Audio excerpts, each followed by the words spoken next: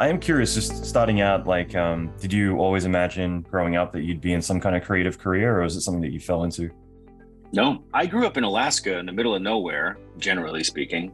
I was in a military family for early childhood, but then when my dad got out of the military, we were in a small town in Alaska. So I grew up in the hunting and fishing and living off the land lifestyle. Electricity was a luxury, and so was indoor plumbing, quite frankly. Like, even when I went to college, I had no indoor plumbing. I was living in a cabin in the woods that had a drip stove heater, and we used to have to haul water in buckets and thaw it out when we needed to use any of it. So I worked construction, fishing, logging, stuff like that. Well, I didn't really expect to get into a high-tech career or anything like that, or certainly not anything Hollywood or visual effects or fancy schmancy. So yeah, I kind of figured I would probably end up doing something like that. But when I went to the University of Alaska, I needed to pay for school somehow, and my mom had an old camera, so she loaned it to me to do whatever I could with it.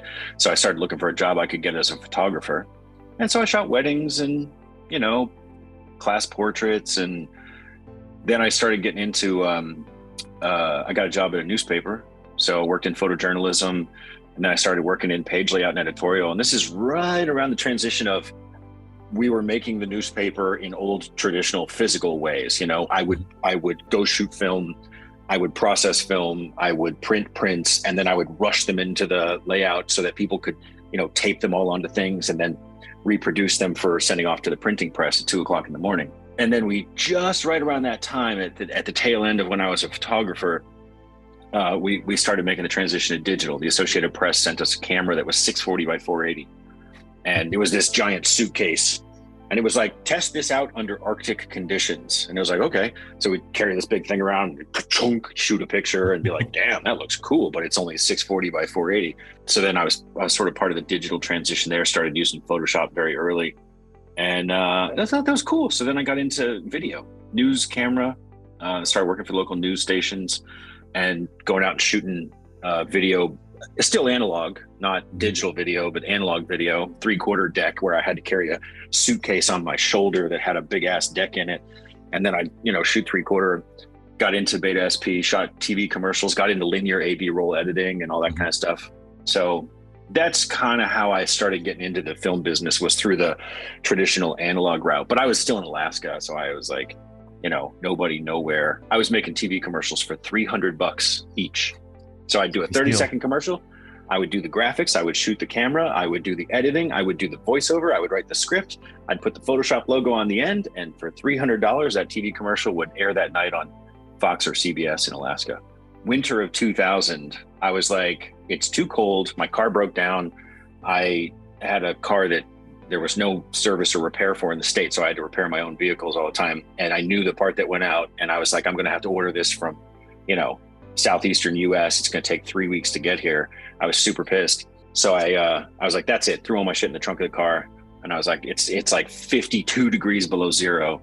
Jeez. I'm throwing everything in the trunk of the car. I got the car push started so that it was running.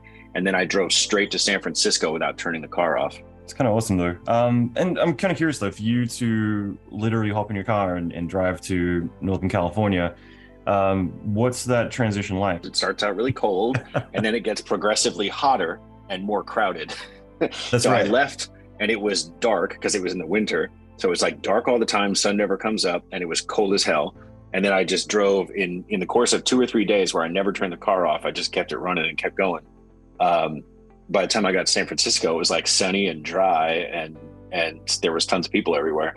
The transition was surprising, I think, because I felt like, in Alaska, there's no rules, there's no school that tells you like, well, if you want to get into this industry, this is what you have to do. And I was also kind of in the early days of the internet. So it wasn't like you could just be like, oh, I'm going to watch a bunch of YouTube videos about this. None of that existed.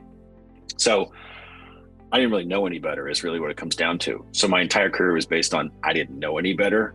And so somebody mentioned this to me the other day. There's a famous quote, "The fool didn't know it couldn't be done, so he did it." And that was probably more along the lines of where I came from, which was, well, I got all this shit here. I might as well plug it in and see what it does. And usually it didn't come with a manual. So the transition for me was a little surprising in the sense that I got down to San Francisco wasn't really my jam. I had a hard time finding parking, so I kept going to Los Angeles until I could find a place to park, and then I ended up sleeping on a bunch of couches and bumming around town trying to see if I could find a job for the first year or so. And I couldn't get a job because no one really cared what I had done before. In Hollywood, it's like you're either in Hollywood or you're not in Hollywood. That's and right. at the time, it's different now because that was at the time when Hollywood was where you made movies. Vancouver wasn't really a thing yet. London was barely a thing. This was early days of Hollywood is Hollywood. That's where you go if you want to make movies. And because I had no track record in Hollywood, everyone was like, listen, kid, you're about to get a whole bunch of nothing. And so nobody cares what you did in Alaska. And so I couldn't get a job as an editor or a cameraman or anything. I was trying anything I could possibly get because I didn't even know about visual effects at the time. And I was working as a receptionist, temp office worker, filing paperwork. And then one day I was working as a receptionist, and somebody came up to me and said, I used to fix people's computers too. I'd be like, whatever you got, whatever problem you have. And I knew how to make web pages, and I knew how to, burn CD-ROMs and all that kind of shit. So this one woman was like, you're handy with the computers. Maybe you'd be interested in visual effects. And I was like, well, I don't really know much about visual effects. And she said, nobody knows anything about visual effects. That's kind of the point of it. It's a black box. It's a mystery. And you just throw things in there and miracles come out, but it's crazy. So maybe you'd be into it. And so I said, well, I have no idea how to get into it. And they said, well, it's non-union. So I had told her, I was like, I can't get a job in this town because they're all union jobs and I can't even get into the union. So I can't do anything. And she said, well, visual effects is non-union. So maybe you got a chance there. I'll introduce you to somebody who is an agent for visual effects artists. And I got to go meet him and ask him, if there was anything he could do to help me. And he said, hell no, you got no resume. You got no track record. I mean, you did stuff in Alaska. You seem like a nice kid, but nobody in Hollywood cares about any of that. And so he's like, this could be kind of tough. But he's like, look, I like what you did with your resume and your DVD and your website and all that kind of stuff. It all looks very nice. Like, I'll hire you to do that stuff for my clients.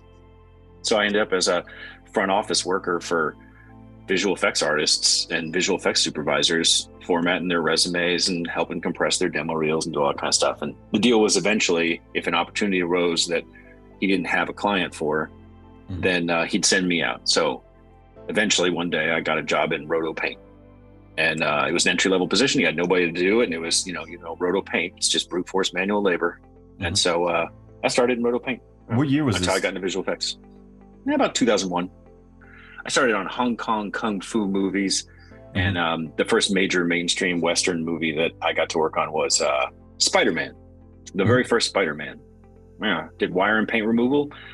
It was funny. That's great. And again, that's such a great iconic film to start out on as well. I'm always fascinated by that. Like, both, you're not the only person. I mean, even just a couple weeks ago, I mentioned I was chatting with Tim Miller.